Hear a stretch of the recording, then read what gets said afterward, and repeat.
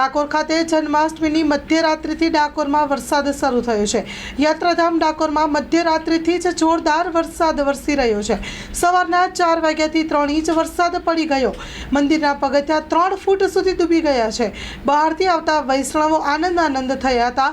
કૃષ્ણ જન્મોત્સવને લઈને નંદઘેર આનંદ ભયો। જય કનૈયા લાલ કીના ઘોષ થયા હતા।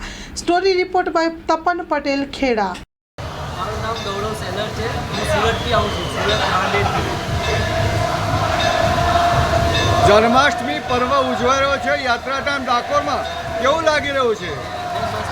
બહુ સરસ અને ખૂબ મજા આવે છે। ઉત્સવની અહીંયા ઉજવણી કરવા માટે કેટલા વર્ષોથી આવો છો? અહીંયા તકરીબન 14 વર્ષ થઈ ગયા। વરસાદ તો અમે આવ્યા ત્યારનો વરસાદ ચાલુ જ છે। અમે 12 વાગ્યાના અહીંયા આવ્યા છીએ, ત્યારનો વરસાદ તો આમનામ ચાલુ છે, સતત વરસાદ છે।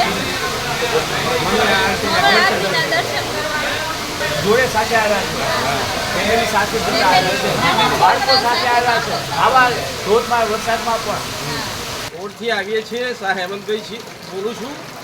10 વર્ષથી આવીએ છીએ રણછોડરાયના દર્શન કરવા।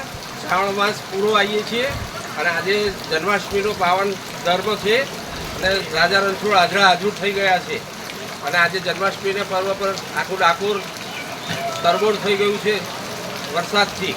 આજે જે વરસાદ પડી રહ્યો છે, મંદિરના દ્વારે પગથિયે પાણી અડકી ગયું છે અને આપને શું તકલીફ પડી રહી છે? રાજા રણછોડ સૌનું સારું કરે અને સરસ દર્શન કરાવે એ શ્રદ્ધા।